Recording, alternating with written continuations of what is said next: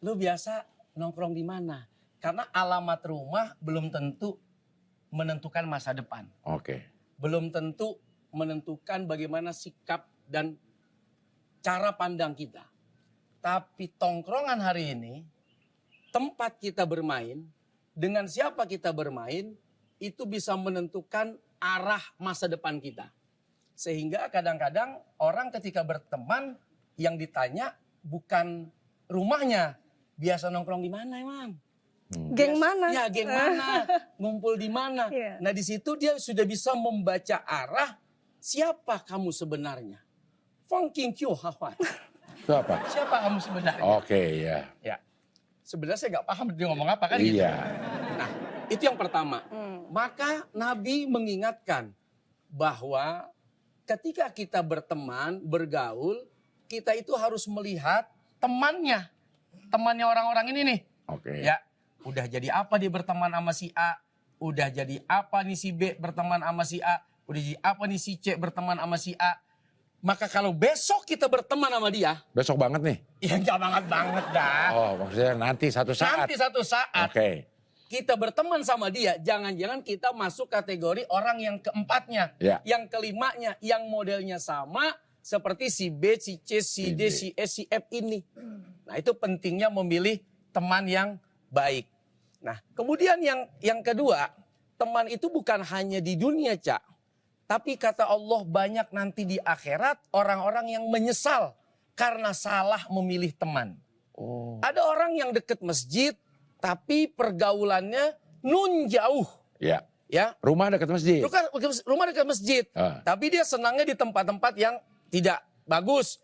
Maka rumah yang dekat masjid itu belum tentu mempengaruhi untuk dia menjadi anak masjid. Ya. Pun ada orang yang mungkin lingkungan rumahnya dekat dengan dosa.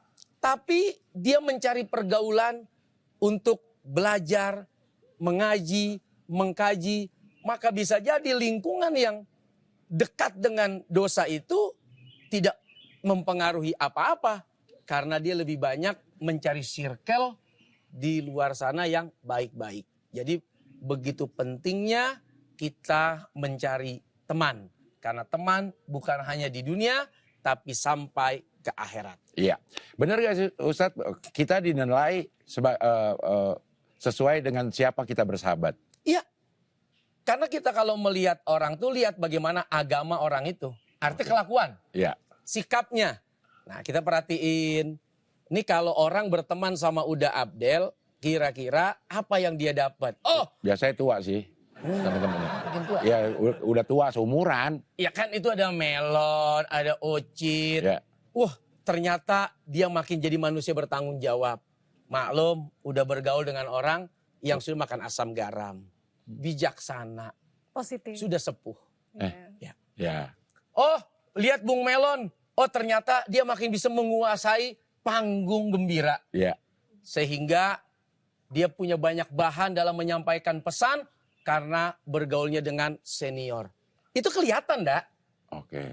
Orang yang bersama saya juga akan kelihatan. Seperti apa orang-orangnya soulmate. Seperti apa orang-orangnya Uda Abdel. Seperti apa orang-orangnya Ica. Seperti apa orang-orang yang ikut bersama. Nah, kita lihat dulu nih. Nah, kalau gua ada di situ, jangan-jangan gua masuk orang berikutnya seperti dia ini. Seperti kalau kita berteman dengan penjual minyak wangi, Ya. kita akan ikut wanginya. Betul. Kita ngumpul sama orang tukang ngopi. Ah. Status kita aja besok udah status ngopi. Iya. Ngopi dulu biar seger. Ya. Hidup biar ada rasanya. Ya. Kadang pahit, kadang manis. Baru nongkrong semalam. Iya. Udah berpengaruh.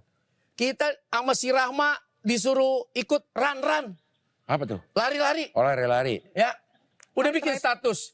Isi run ini. 15 km, 20 km. Biasa ke WC aja didorong sama orang tuanya. Iya. Begitu kok gabung sama komunitas lari. Bisa lari. 15 kilo. Udah kayaknya enteng banget.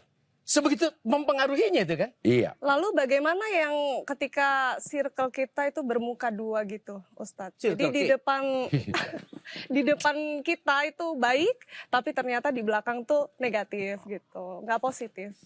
Gimana cara Itulah bedain? orang-orang toksik. Toksik. Toksik. Toksik. Iya. Toksik. Iya. Dia menjadi racun. Iya. Dia menjadi Apa sih toksik itu? Toksik itu racun. Ya, Racun. Ya. menjadi racun dalam kehidupan. Teman itu seperti obat. Obat itu kalau takarannya pas.